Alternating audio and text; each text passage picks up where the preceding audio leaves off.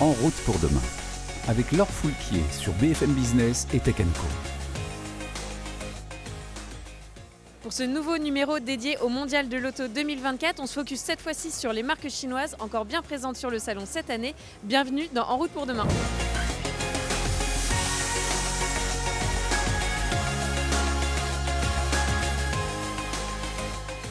Comme lors de la précédente édition en 2022, les marques chinoises sont encore fortement présentes sur ce Mondial de l'Auto 2024 avec des marques parfois inconnues qui veulent leur part du gâteau électrique en Europe et des marques plus connues à l'image de BYD. On se retrouve tout de suite chez un nouvel acteur qui peut s'appuyer sur le géant Stellantis, direction Leapmotor.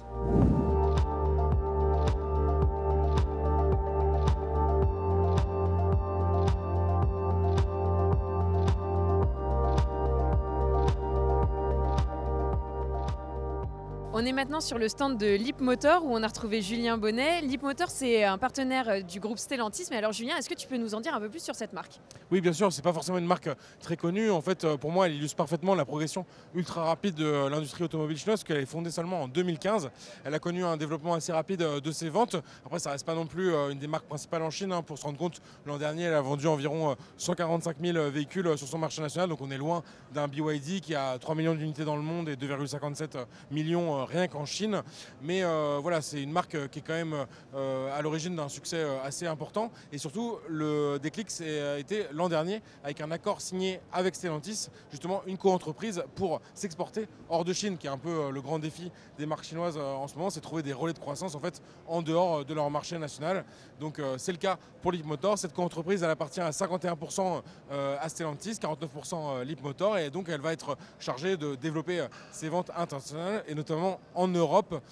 Donc on peut citer notamment c'est finalement l'association de deux points forts entre Leapmotor qui est capable de proposer des véhicules électriques modernes comme on peut le voir derrière nous et également à des prix abordables. C'est vraiment l'enjeu sur ce salon. Et côté Stellantis, le point fort, c'est de pouvoir proposer son réseau de distribution et surtout le service après-vente, ce qui peut rassurer aussi des consommateurs européens au moment de passer à une marque chinoise. Et donc toi, tu as pu tester deux modèles qui sont déjà sortis en France ? Oui, c'est ça, les modèles qui sont sur le point d'être lancés en ce moment. En fait, donc la petite citadine T03 et un SUV qui est quand même assez gros déjà, le C10. Et donc la petite citadine, ce qui est marquant, c'est qu'elle est proposée sous les 19 000 €. Alors comme elle est assemblée sous forme de kits qui sont apportés de Chine en Pologne, on pensait qu'il y aurait peut-être la possibilité de bénéficier du bonus écologique. En tout cas, c'était l'espoir de la marque de pouvoir en bénéficier. Bon, a priori, les derniers échos font ressentir qu'a priori, ça ne sera pas possible, mais ça reste déjà très compétitif et nous on a pu la tester et c'est vrai que pour ce prix-là, elle offre quand même déjà une autonomie assez correcte. On est proche des 300 km, un comportement qui reste assez sain pour une petite citadine et puis surtout vous avez quand même déjà à l'intérieur un écran tactile d'un quand même un assez bon niveau, un régulateur adaptatif, donc un véhicule qui est déjà assez complet pour ce prix-là. Et là au Mondial de l'Auto, la marque elle a présenté deux nouveaux SUV, le B10 et le C16, et donc il faudra voir quelle est la suite un peu de l'histoire comme ça avec Stellantis, mais c'est vraiment intéressant à suivre. Merci beaucoup Julien. Tout de suite, on se retrouve pour la prochaine étape, direction BYD.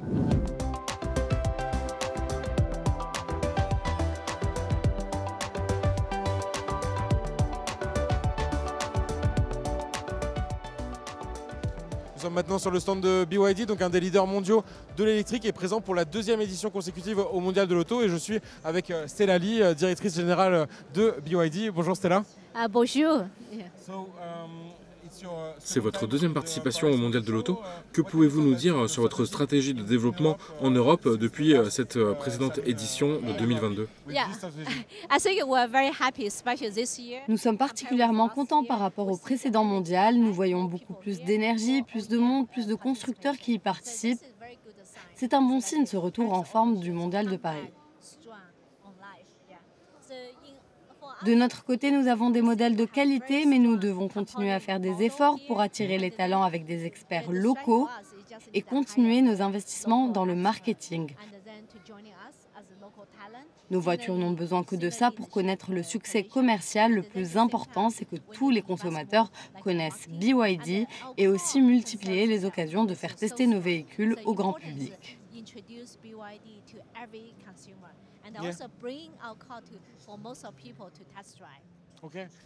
Le contexte est assez tendu actuellement en Europe avec la fin du bonus écologique pour les voitures Made in China en France ou encore la mise en place des droits de douane supplémentaires.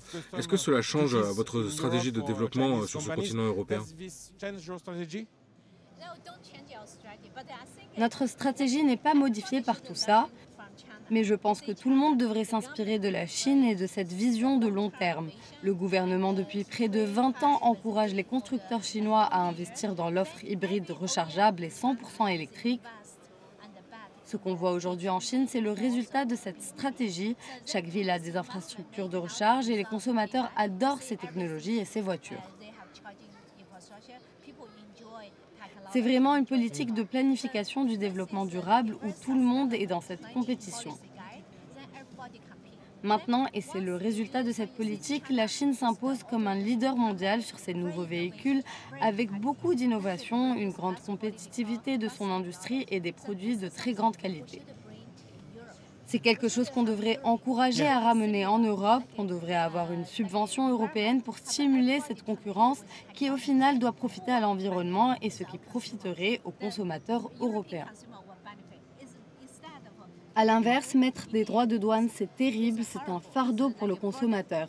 Et qui paye la facture, c'est le consommateur.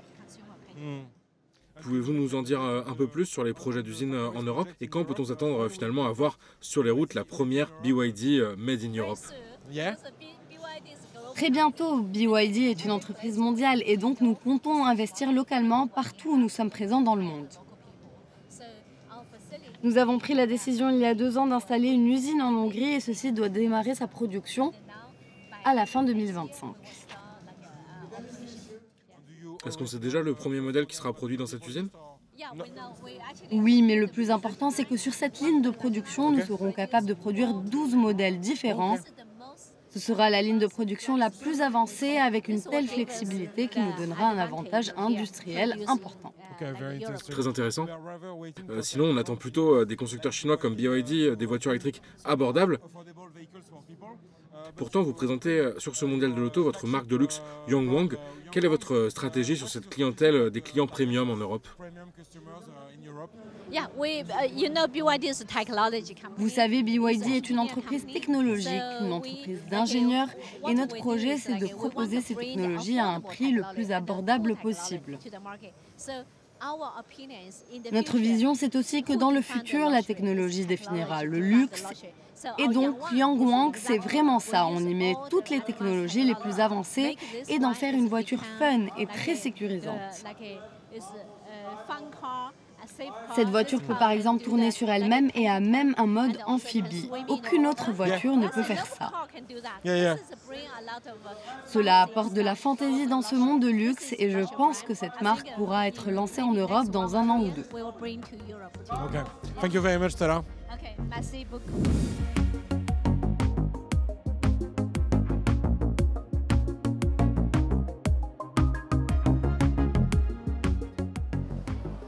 On était chez BYD, mais comme je disais, il y a beaucoup de marques que l'on ne connaît pas sur ce salon. Alors Julien, qui sont les constructeurs à découvrir?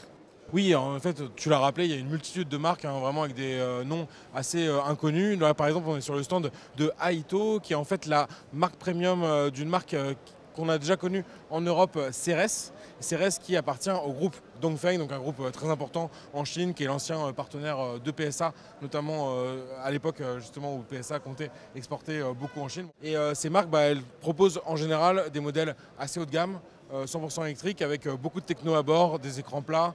On a même des concepts avec des grands écrans à l'arrière des véhicules. Donc ce qui est intéressant de voir, c'est voilà, ce centrage sur les technologies embarquées.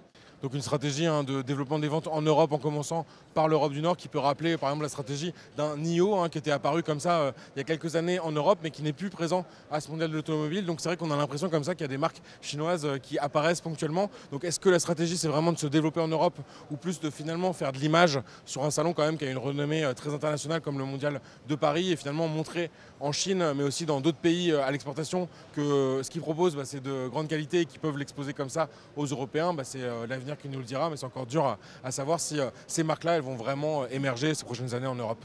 Alors Julien, tu as foulé les allées de ce salon. Quels ont été tes coups de cœur? Oui, alors mon coup de cœur, c'est plus quelque chose que je trouve assez drôle finalement, c'est un modèle qui est proposé par une marque qui s'appelle Skyworth et qui s'appelle le modèle K.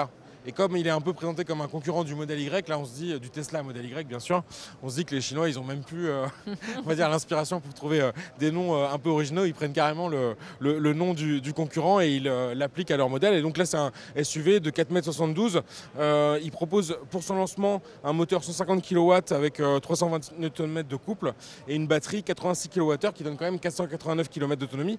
Mais ce qui est en fait super intéressant, c'est son prix qui est annoncé à partir de 40 000 €.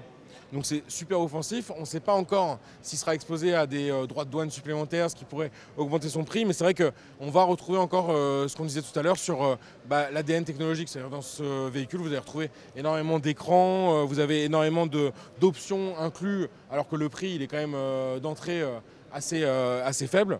Donc il faudra voir ce que ça donne. Et c'est vrai que c'est sur ce stand qu'on avait aussi un concept Sky Home d'une future berline, et là qui fait vraiment rêver.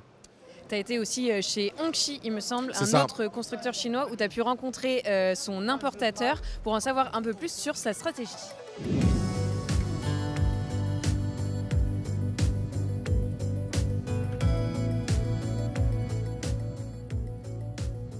Nous voici donc sur le stand de Hongqi, la marque chinoise la plus ancienne et un nom qui veut dire drapeau rouge en chinois. Et c'est pas pour rien, c'est parce que c'est la marque qui a été fondée en 1958 et qui fournissait historiquement les véhicules pour les hauts dignitaires du Parti communiste chinois. Elle a été relancée en 1990 par le groupe étatique FAW. On lui doit notamment de fournir la limousine blindée au président Xi Jinping. Donc je suis avec Nicolas Janin, directeur des opérations Caris, donc l'importateur de Hongqi en France, c'est bien ça ? Oui, bonjour Julien. Écoutez, ravi de vous accueillir chez Hongqi. En fait, Hongqi, c'est la prononciation chinoise, puisqu'on peut dire Hongqi en français. Et Hongqi présente aujourd'hui deux véhicules qui arrivent en Europe, qui sont présentés en avant-première en France, qui se trouvent derrière nous. Une berline EH7 et un SUV EHS7. Oui. Tous les deux des véhicules électriques et qui arrivent avec des propositions fort intéressantes. Donc on parle souvent de Rolls-Royce chinois, donc on est quand même dans un niveau de luxe assez élevé. C'est quoi le concept finalement derrière cette marque ? Alors effectivement, Hongqi équipait tous les dignitaires du parti et de Chine et continue à le faire aujourd'hui. Néanmoins, ils ouvrent leur portefeuille produit sur des produits beaucoup plus grand public. Depuis 2018, ils ont commencé à exporter des véhicules dans différents marchés à travers le monde. Et aujourd'hui, ces nouveaux produits qui sont dessinés en Europe par des designers européens sont totalement destinés au marché français, évidemment, et puis à nos collègues des pays avoisinants. On est sur quel ordre de prix, par exemple, là, sur ces deux modèles ? Alors, ces deux modèles sont à partir de 49 990 € pour la berline et 53 990 € pour la version SUV, qui sont disponibles en 2 roues ou 4 roues motrices, disponibles avec des batteries de 85 à 111 kWh et qui vont autoriser une autonomie jusqu'à 650 km. Ce qui est intéressant parce qu'on rentre dans les besoins aujourd'hui des consommateurs français en particulier qui souhaitent se déplacer de manière assez loin sans être obligés de s'arrêter de manière trop régulière, comme c'est pu être le cas sur certains véhicules électriques. Et donc on est sur du 100% électrique. C'est une marque qui a fait une transition, on va dire, vers le 100% électrique uniquement, ou il y a quand même une offre thermique qui est peut-être imaginé pour l'Europe aussi? Alors c'est une marque qui a dans son portefeuille de produits à travers le monde aujourd'hui des électriques, des modèles thermiques, des modèles plug-in hybrides. Ils rentrent en Europe avec ces modèles électriques et on discute avec eux de l'opportunité d'introduire de nouvelles motorisations qui peuvent être une bonne transition entre les modèles purement thermiques et la transition, je dirais, de long terme vers l'électrique pure avec des modèles plug-in hybrides en particulier, donc qui vont permettre une recharge pour des clients qui ne sont pas encore tout à fait prêts à franchir le pas du 100% électrique. Et qu'est-ce que vous pensez? Parce que finalement, nous on attendait, on a des fois cette vision de constructeurs chinois qui arrivaient en Europe avec des véhicules à bas prix, c'est le cas pour certains, mais finalement on voit aussi beaucoup de modèles assez haut de gamme, souvent avec des prix relativement abordables pour ce qui est proposé. Mais vous, c'est quoi votre sentiment? Il y a quand même un marché pour ces voitures quand même à des prix assez élevés, mais quand même fabriquées en Chine? Alors c'est la force des Chinois, c'est qu'ils ont des gammes extrêmement simples. Ces deux véhicules n'ont pas d'option si ce n'est la peinture. qu'on laisse évidemment choisir aux clients. Mais tout est de série. Tous les équipements qu'on peut trouver aujourd'hui sur le marché sont en série sur ces véhicules, que ce soit en termes de confort, de sièges massants, ventilés, etc.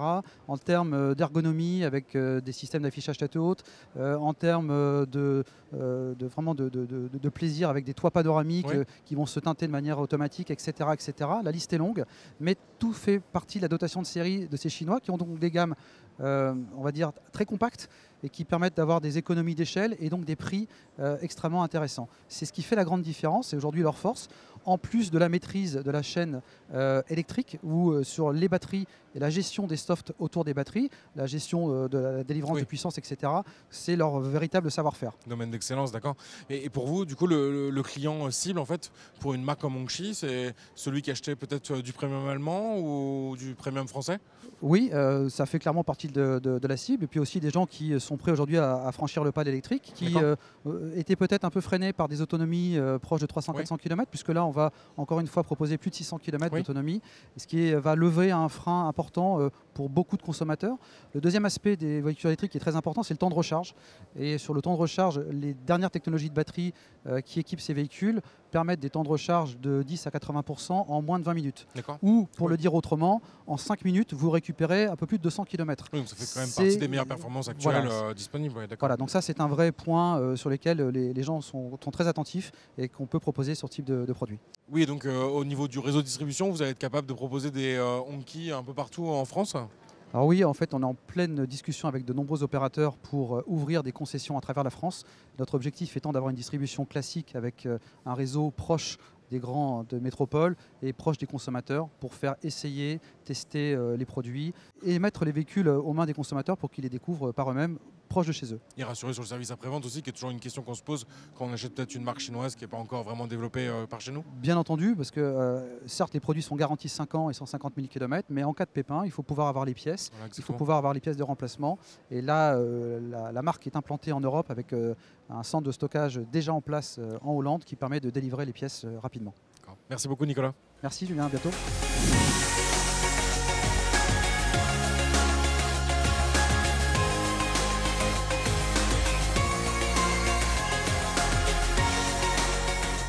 Ce numéro spécial mondial de l'auto 2024 touche à sa fin. Merci à tous de nous avoir suivis. Je vous souhaite un très bon week-end et à la semaine prochaine. En route pour demain, la mobilité sous toutes ses formes sur BFM Business et Tech & Co.